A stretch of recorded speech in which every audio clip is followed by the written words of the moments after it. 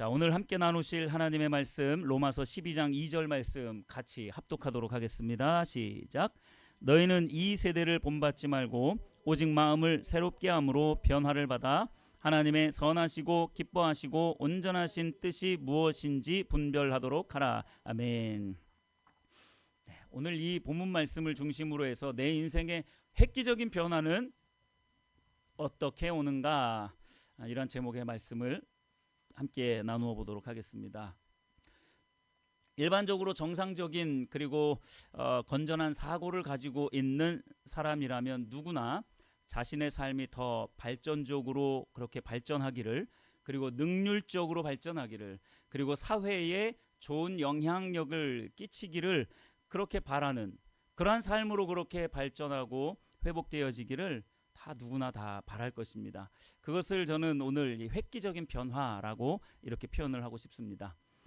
즉 삶의 활력이 있고 또 획기적인 변화가 일어나는 것을 누구나 다 좋아하지, 뭐 늘 그날이 그날 같고 어제가 오늘 같고 오늘도 내일 같고 전혀 삶이 개선되지 않는 그러한 침체된 삶을 좋아할 사람은 아무도 없을 것입니다.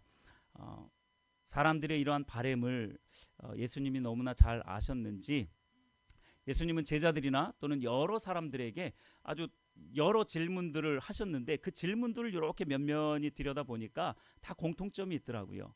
그 질문들의 핵심적인 예수님의 어떤 의도하심이 또는 하나님의 어떤 의도하심이 그 질문 안에 다 들어있다라는 거예요. 그런데 그 의도하심을 다 들여다보니까 그 질문 속에 드러나 있는 그 하나님의 의도하심, 예수님의 의도하심을 잘 보니까 그 사람의 인생이 획기적으로 변화되기를 바라는 마음으로, 그래서 그렇게 획기적으로 변화되는 기회를 주시기 위해서 그러한 질문을 하셨다라는 거예요. 몇 가지만 살펴보시면 예수님께서 38년 된 그 병자에게 질문을 하셨죠. 뭐라고 질문을 하셨습니까? 내가 낫고자 하느냐? 내가 낫고자 하느냐? 이러한 질문을 하셨고, 또 제자들에게는 이러한 질문을 하셨습니다. 너희는 나를 누구라 하느냐? 너희는 나를 누구라 하느냐? 예수님은 또 두 맹인에게 이러한 질문을 하셨어요. 내가 능히 이 일을 할 줄 아느냐? 내가 능히 이 일을 할 줄 아느냐? 또한 여리고 맹인에게도 이렇게 말씀을 하셨어요. 내게 내가 무엇을 하여 주기를 원하느냐? 내가 너에게 무엇을 하여 주기를 원하느냐? 이런 질문을 하셨어요. 여러분 곰곰이 한번 잘 생각을 해보시겠어요? 내가 낫고자 하느냐? 너는 나를 누구라 하느냐? 내가 능히 이 일을 할 줄 너는 믿느냐? 내게 무엇 하여 주기를 원하느냐? 여러분 이런 질문들, 예수님이 하고자 하는 이 공통된 의도가 뭐라고 여러분들은 생각이 되어지십니까? 단지 예수님이 자신을 나는 능력의 주야, 능력의 하나님이야, 나는 뭐든지 다 할 수 있는 그러한 전능한 하나님의 아들이야, 이걸 말하고자 하셨을까요? 그것이 아닙니다. 당연히 예수님은 무엇이든지 다 하실 수 있는 능력의 하나님이세요. 능력의 주님이십니다. 능력의 하나님의 아들이세요. 그럼에도 불구하고 예수님은 이러한 질문들을 통해서 뭘 말씀해주고 싶으셨냐면 예수님 자신을 계시하고 싶으신 겁니다. 여러분 다시 한번 질문을 곰곰이 생각을 해보세요. 내가 낫고자 하느냐? 너희는 나를 누구라 하느냐? 내가 이 일을 할 줄 너희는 믿느냐? 내게 무엇 하여 주기를 원하느냐? 여러분 이러한 질문들은요, 예수님 자신을 우리에게, 그들에게 계시하고 싶으신 거예요. 즉 하나님 자신을, 예수님 자신을 알기를 원하셨던 질문이었던 겁니다. 다시 말하면요, 우리 인생에 있어서 획기적인 변화는 언제 일어나느냐? 예수님을 알 때 일어나는 줄 믿으시길 바랍니다. 이건요 진리예요. 내가 믿든 안 믿든 전혀 상관없이 진리이기 때문에 실제로 그러한 일들이 일어납니다. 벌어져요. 지금도 일어나고 있고요. 과거에도 수도 없이 일어났었던 일들입니다. 예수님을 안 사람들은 그 삶에 획기적인 변화를 가져왔었고, 예수님을 모르고 일평생 자기만을 위해서, 자기 가족만을 위해서 살았던 사람들의 삶에는 전혀 획기적인 삶의 변화는 일어나지 않았다라는 것이 역사의 증거인 줄 믿으시길 바랍니다. 지금 내가 너와 지금 대화하고 있는데 내가 누군지 인격적으로, 경험적으로 알기 바라는 그러한 의도에서 예수님이 지금 이러한 질문들을 하고 계신다라는 거예요. 결국 인생의 모든 해답은 예수님을 아는 데에 있는 줄 믿으시길 바랍니다. 우리는 그저 예수님이 내 인생에서 놀라운 일들을 행해 주시기만을 바라는 경우가 굉장히 많아요. 그것도 당연히 예수님이 하시는 일들이기는 하지만 그것이 신앙의 본질은 아니라는 겁니다. 그래서 예수님은 끊임없이 그걸 말씀해 주고 있는 거예요. 근데 그런 질문들을 보면 예수님은 뭐든지 다 하실 수 있는 분이구나. 내 인생에 들어오시면 예수님이 다 해결해 주시는구나. 이러한 식으로 신앙을 생각하는 경향성이 우리에게 다 있다는 거예요. 근데 예수님은 그걸 궁극적으로 말씀하고 있지 않다라는 겁니다. 예수님 자신을 우리에게 계시해 주신다라는 거죠.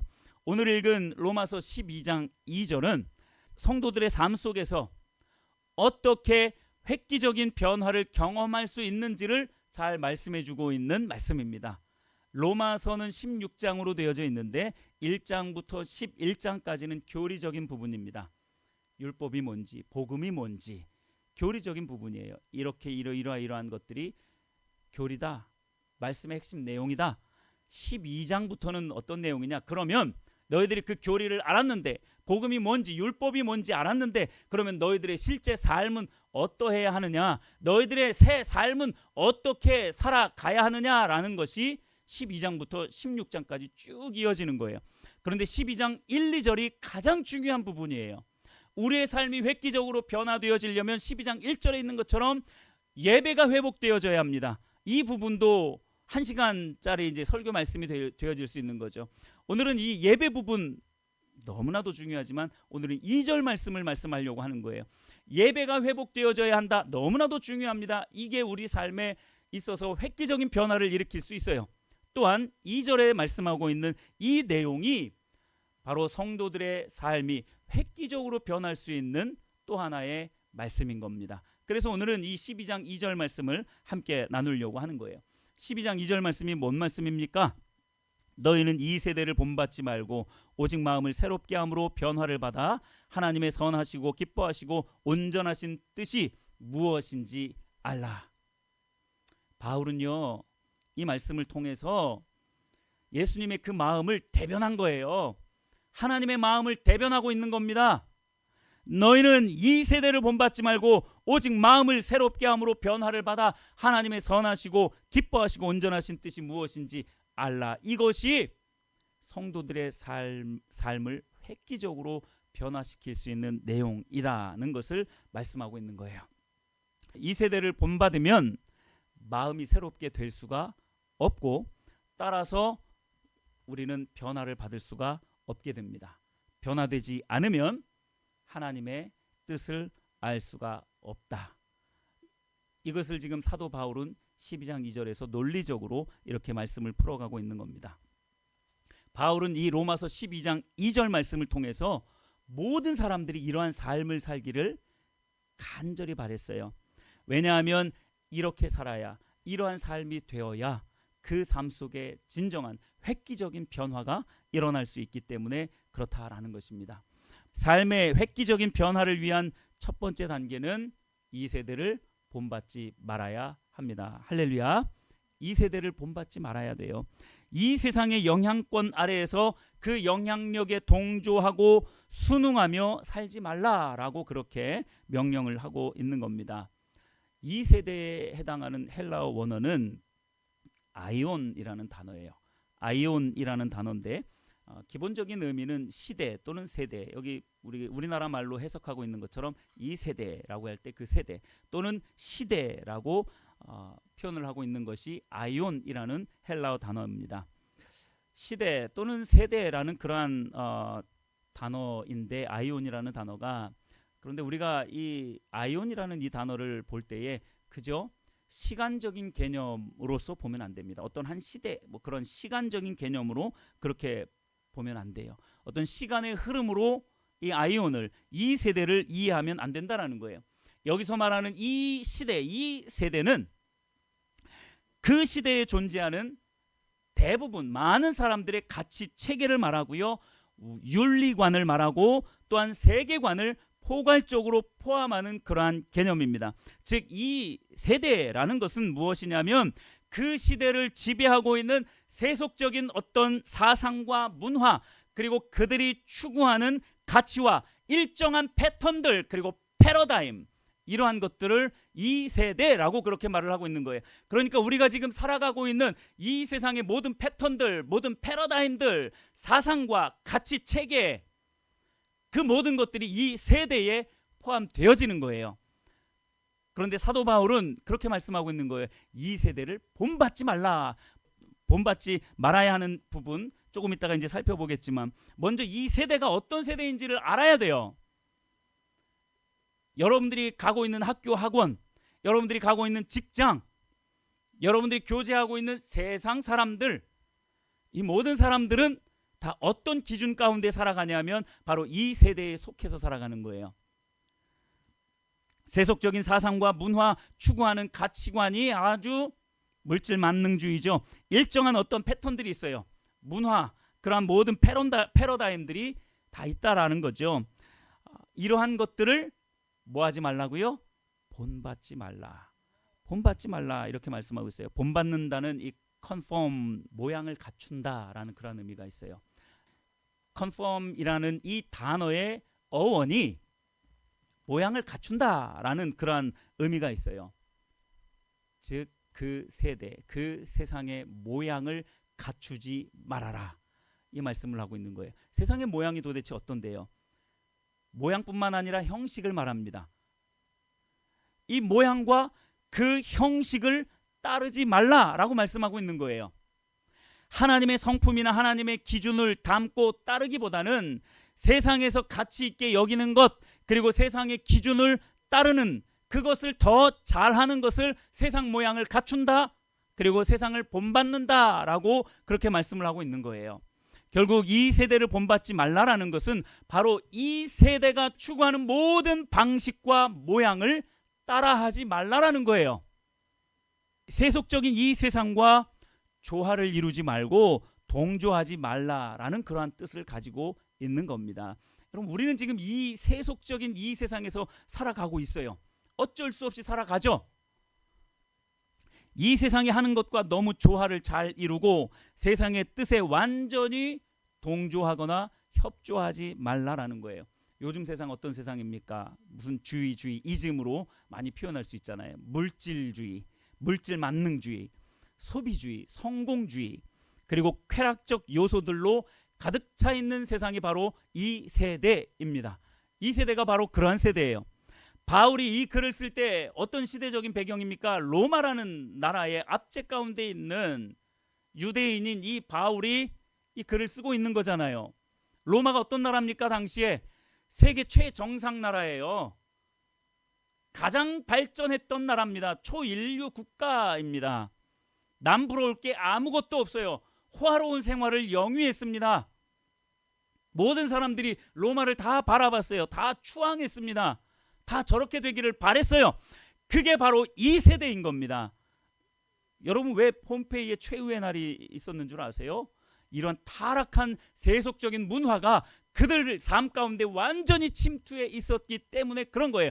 그래서 성경은 그것을 미리 말씀하고 있는 겁니다. 이 세대를 본받지 말아라. 그 모양을 따라가지 말아라. 왜 너희들이 뭐가 부족해서, 하나님의 자녀들이 뭐가 부족해서 그 세상의 모양을 따라하고 추구하고 있느냐라고 말씀하고 있는 거예요. 여러분, 우리의 삶이 획기적으로 변하려면 먼저 이 자세가 있어야 됩니다. 이 세대를 본받지 말아야 합니다. 바울이 바로 이 글을 쓸 때에 그러한 시대적인 배경 가운데 이 글을 쓰고 있는 거예요. 그 시대에 팽배했던 가치관이 뭡니까? 물질 만능주의고 소비주의고 성공주의고 쾌락이에요. 정확하게 오늘날도 똑같습니다. 뭐가 다릅니까? 정확하게 물질 만능주의죠. 성공주의죠. 그리고 쾌락을 중요하게 여깁니다. 나만의 행복을 아주 중요하게 여깁니다. 그래서 세상은요, 끊임없이 사람들을 자극합니다. 어떻게 자극을 합니까?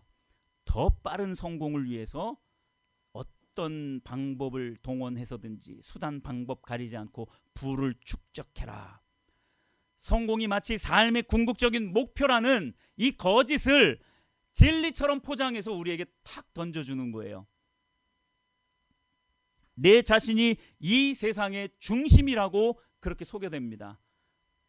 그러니까 요즘 그렇게 인기 있는 단어가 인권, 인권, 인권이잖아요. 인권이라는 그 미명하에 모든 것들을 다 수용하고 모든 것들을 다 허용하려고 하는 거죠. 그러다 보면 하나님께서 말씀하신 이 말씀이 훼손되기 시작하는 거죠. 그래서 결국 뭘 하는 겁니까? 이 세상이, 이 세대가 하고자 하는 게 뭡니까? 사탄이 이 세대를 통해서 도대체 뭘 하려고 하는 거예요?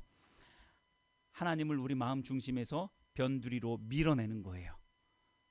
하나님을 우리 마음 중심에서 변두리로 밀어낼 뿐만 아니라 점차로 이 세대를 본받기 시작하면 그 하나님의 모양, 그나마 우리 안에 있었던 그 하나님의 형상, 하나님의 모양이 점점 희미해지게 됩니다. 반드시 그렇게 돼 있어요. 이 세상을 본받게 되면, 이 세상을 따라가면, 그 세속적인 가치를 따라가게 되면 하나님은 절대로 우리 안에 남아있을 수가 없어요. 점점 희미해지다가 완전히 내 마음속에서 지워지게 되는 거죠. 그게 사탄의 치밀한 계획입니다.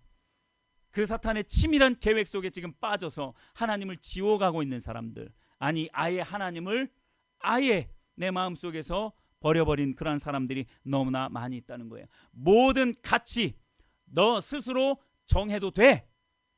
이게 이 세대가 말하고 있는 가치입니다. 도덕, 윤리적인 기준들 모호하게 만들어요. 상대적인 가치로 만듭니다. 내가 옳으면 옳은 거고 내가 틀리면 틀린 거야. 그러니까 다 자기 멋대로 살아가는 거예요. 사사시대가 따로 있습니까? 오늘날의 시대가 사사시대예요. 자기 마음에 옳은 대로 행하였더라. 다 자기 마음대로 옳은 대로 행하는 거예요.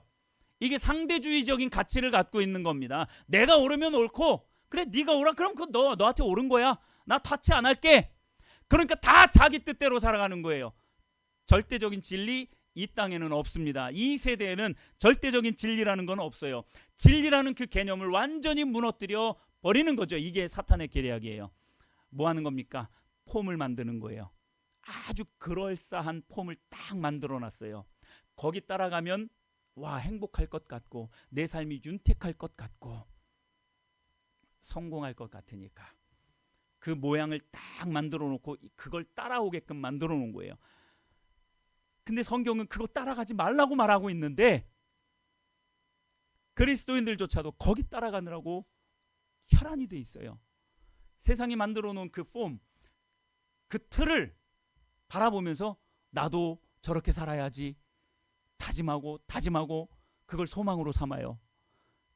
그래서 공부하고, 그래서 좋은 대학 가려고 하고, 그래서 좋은 직장 가려고 하고, 그래서 좋은 사람 만나려고 하고,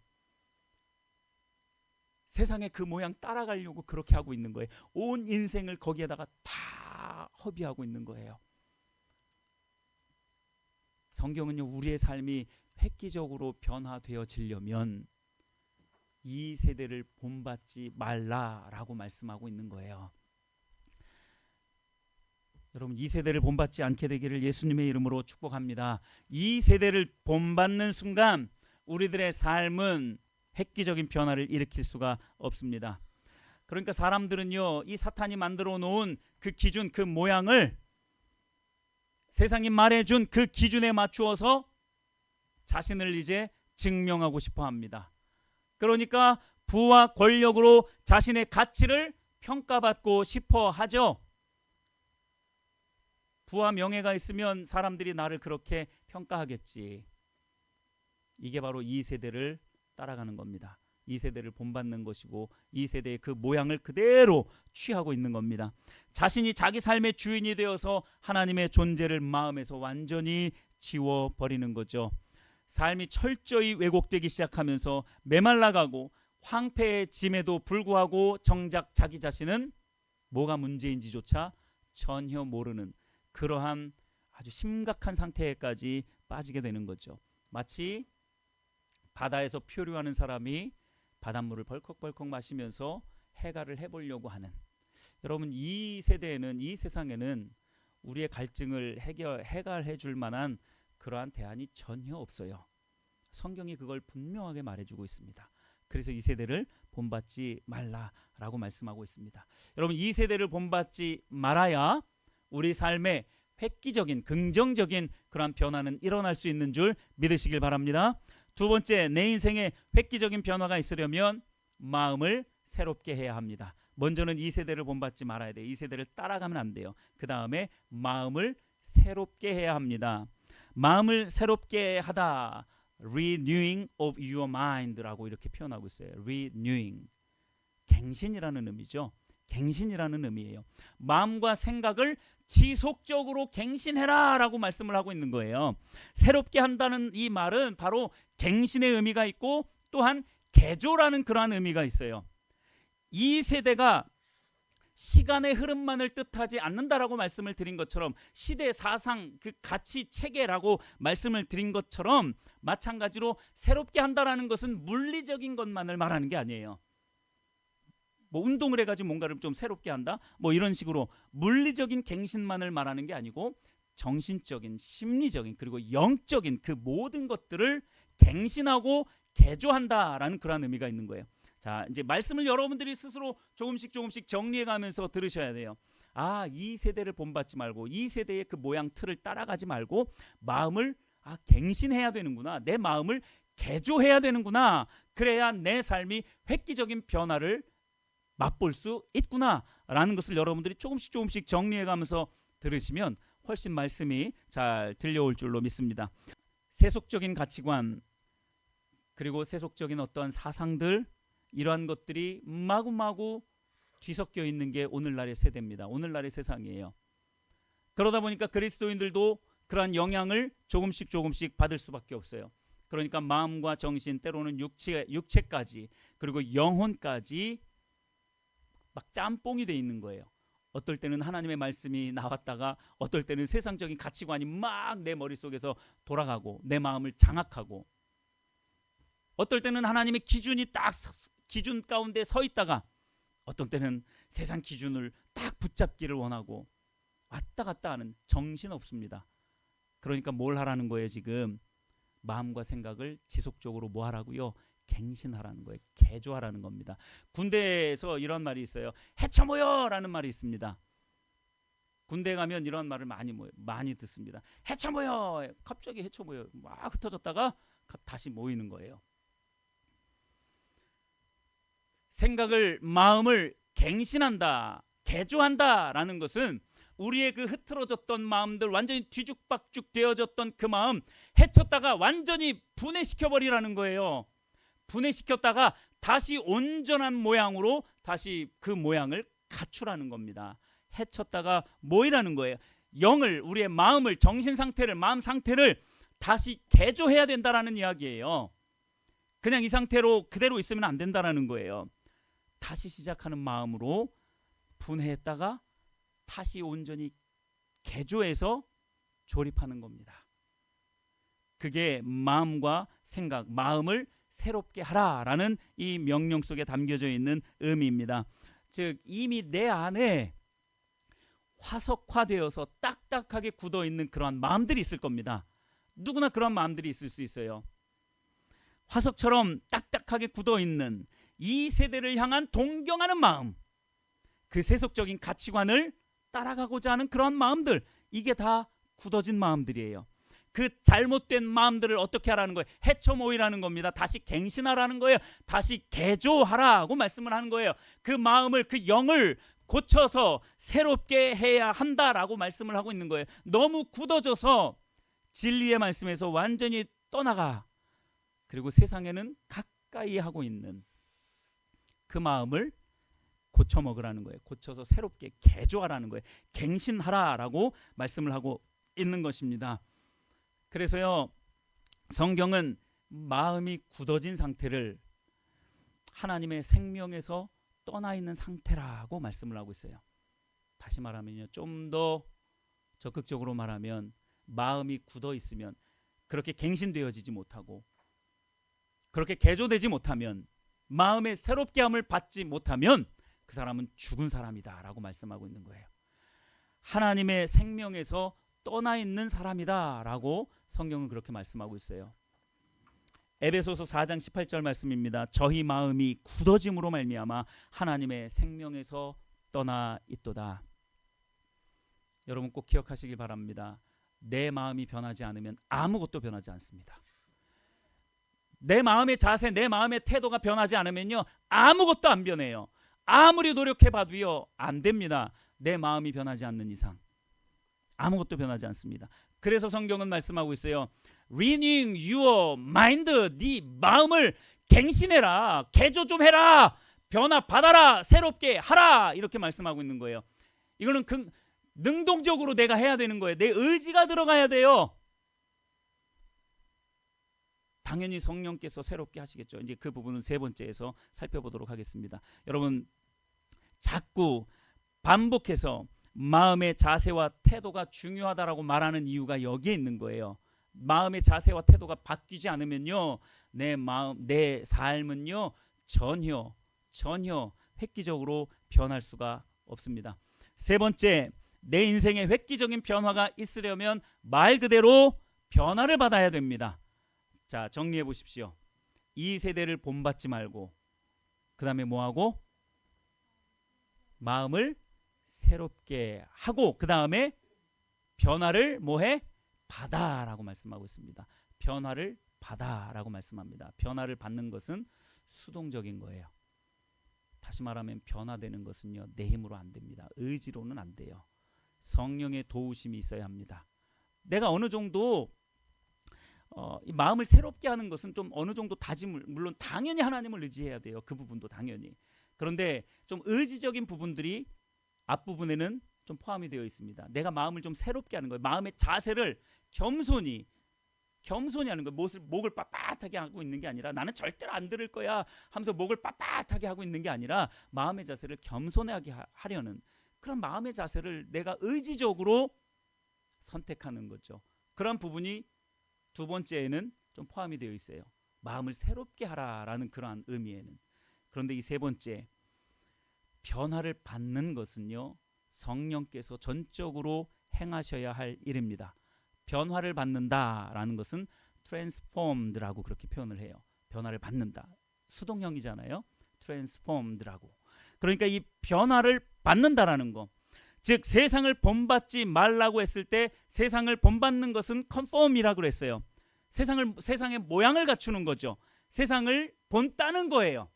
그것을 따라가는 거죠.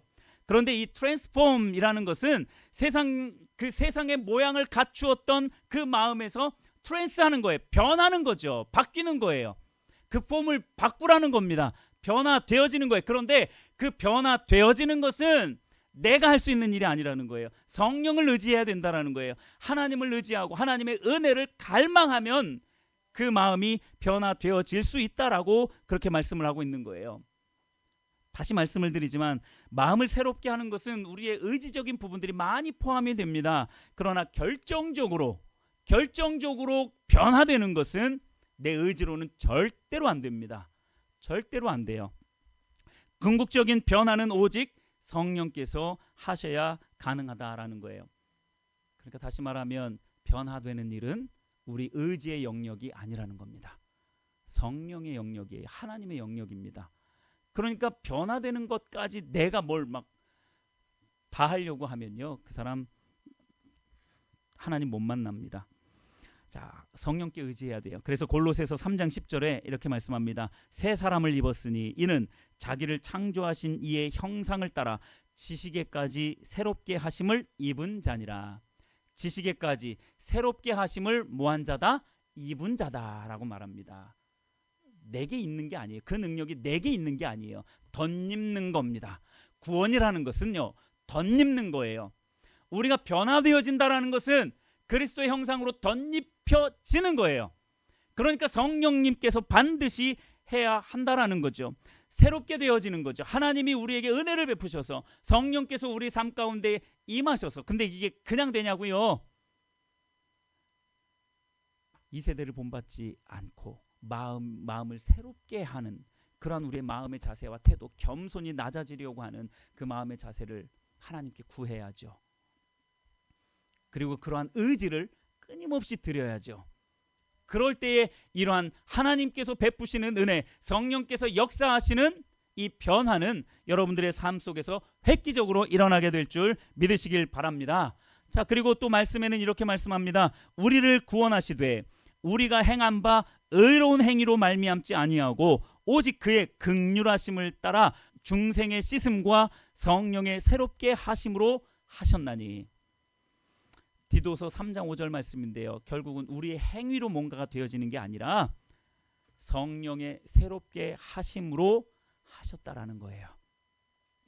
성령께서 하셔야 된다라는 거예요. 성령을 통해서만이 우리의 삶이 변화되어질 수 있음을 강조하는 구절이 디도서 3장 5절 말씀입니다. 성령을 통해 우리의 삶이 획기적으로 변화되어질 때 구원받을 수 있다. 구원의 자리까지 갈 수 있다라고 말씀하고 있는 것이죠. 여러분, 이처럼 이 세대를 본받지 않고 마음을 새롭게 함으로 성령의 은혜로 성령의 역사하심으로 우리가 변화받을 때 하나님의 뜻을 알게 되는 줄 믿으시길 바랍니다. 그래서 마지막 네 번째로 내 인생의 획기적인 변화는 하나님의 뜻을 아는 것에 있습니다. 할렐루야. 하나님의 뜻을 아는 데에 우리 인생이 획기적인 변화를 맞이할 수 있다라는 것입니다. 자, 지금까지 세 가지를 살펴봤어요. 내 인생이 변할 수 있는, 획기적으로 변할 수 있는 세 가지를 먼저 살펴봤죠. 이 세대를 본받지 말고 마음을 새롭게 하고 성령의 은혜를 통해서 변화를 받으면 어디까지 갈 수 있느냐? 이제는 하나님의 뜻을 아는 자리까지 가게 됩니다. 여러분, 하나님의 뜻, 우리는 늘 입버릇처럼 그렇게 말해요. 내 뜻으로, 내 생각으로, 내 목적을 가지고 하나님 앞에 기도하면 안 된다. 하나님의 뜻을 따라서 기도해야 된다. 과거에 어떤 청년이 그렇게 물어보더라고요. 그러면 목사님, 하나님의 뜻을 따라서 기도하는 게 뭐예요? 하나님의 뜻이 뭐예요? 이렇게 질문을 하더라고요. 여러분들은 하나님의 뜻을 따라서 기도해야 된다고 하는데, 그럼 여러분들이 생각하는 하나님의 뜻은 뭡니까? 한번 곰곰이 한번 생각을 해보시면 좋겠어요. 또 우리는 이렇게 많이 말을 합니다. 내 뜻대로 살면 안 되고 오직 하나님의 뜻을 따라서 살아야 돼, 이렇게 말을 합니다. 그럼 여러분들이 삶을 살아갈 때 하나님의 뜻을 따라서 살아가야 되는데, 그럼 거기서 말하는 하나님의 뜻이 뭐냐는 거예요. 이 세대를 본받지 말고 마음을 새롭게 하고 성령의 은혜로 변화를 받을 때에 하나님의 뜻을 알게 되는데, 과연 우리는 하나님의 뜻을 알고 있느냐라는 이런 질문을 여러분들에게 지금 드리고 있는 거예요. 이 하나님의 뜻을 모르는 사람들이 너무나 많이 있습니다. 자, 의외로 많은 성도님들이 이 하나님의 뜻이 뭔지를 잘 몰라요. 하나님의 뜻은 성도 각 개개인과 그리고 각 가정과 도시와 시골, 어촌, 산촌, 그 모든 골목에까지, 그리고 모든 교회와 나라와 민족에게, 그 민족을 향한 하나님의 영원한 계획과 목적이 하나님의 뜻이에요. 자, 여기까지 말. 그러니까 하나님의 뜻이 뭐냐고요? 아마 이렇게 물어보실 거예요. 다시 한번 말씀을 드릴게요. 하나님의 뜻은요, 각 개인들, 한 사람 한 사람, 그리고 각 가정, 도시와 시골 뿐만 아니라 모든 교회와 나라와 민족과 열방 가운데에 그 모든 것들을 향한 하나님께서 영원 전부터 작정하신 계획이라고요. 그러니까 그게 하나님의 뜻인데, 그러니까 그게 뭐냐고요? 또 이렇게 물어보잖아요. 그렇죠? 그걸 한마디로 뭐라고 말씀을 하냐면요, 성경 창세기부터 요한계시록까지 계속 흘러가고 있는 거예요. 여러분들도 다 알고 있는 겁니다. 하나님의 나라입니다. 하나님의 나라예요.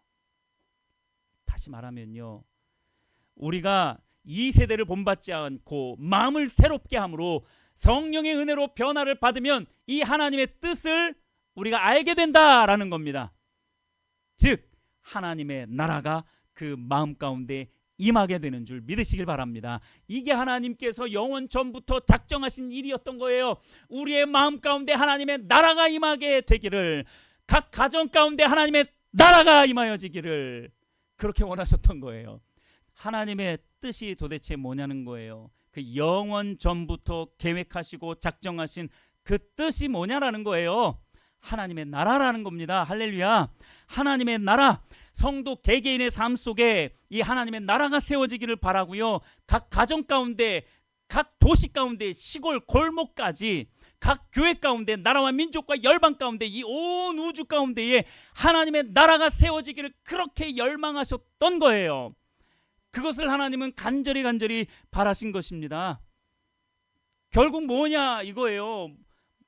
하나님이 바라는 것은요, 우리 안에 그 하나님의 나라가 세워지기를 간절히 열망하셨던 겁니다. 요한복음 3장 3절에 이렇게 말씀합니다. 예수께서 대답하여 이르시되 진실로 내게 이르노니 사람이 거듭나지 아니하면 하나님의 나라를 볼 수 없느니라. 거듭나지 아니하면, 저는요 이 세대를 본받지 않고 마음을 새롭게 함으로 변화받는 것, 이것이 중생이라고 생각합니다. 여기서 말하는 거듭남이라고 그렇게 생각을 합니다. 그건 정확해요. 분명합니다.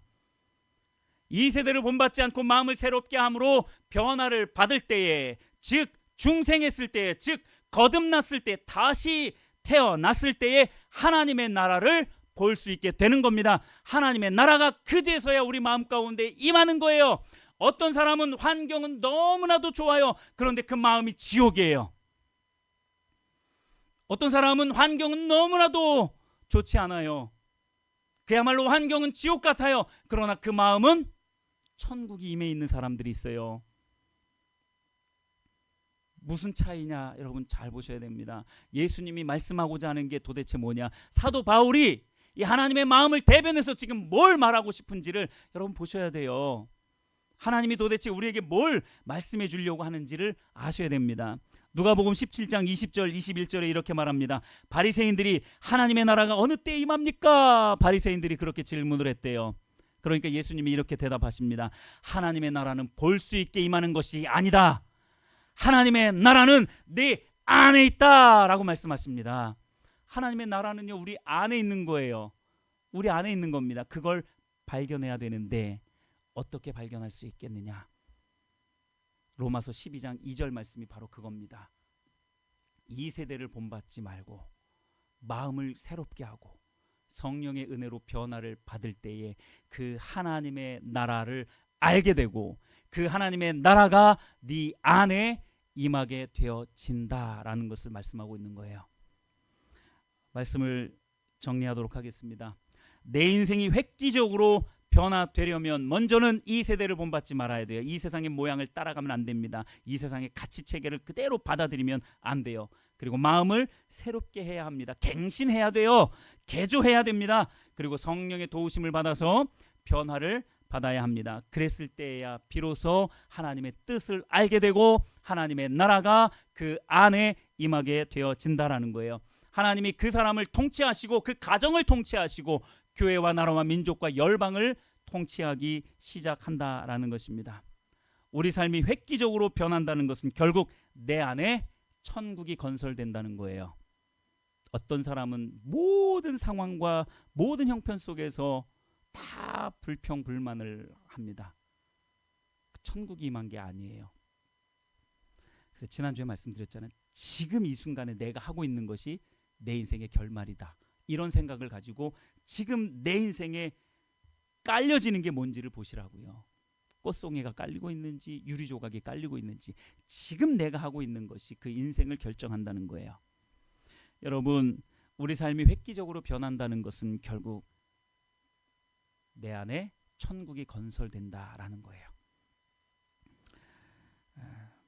여러분, 이 말씀을 기억하시면서 다시 한번 말씀을 드리겠습니다. 제발 이 세대가 가는 대로 그대로 장님처럼 따라가지 마시고 그 모양 그대로 판박이처럼 닮아가려고 하지 마시고 마음을 새롭게 갱신하시고 그리고 다시 조립해서 다시 완성시키시고 그리고 성령의 도우심으로 변화받으시는, 그래서 하나님의 나라가 그 마음 가운데 임하게 되어지는, 그 가정 가운데 임하게 되어지는, 그 교회 가운데 임하게 되는 놀라운 역사 체험하시기를 예수님의 이름으로 축복합니다.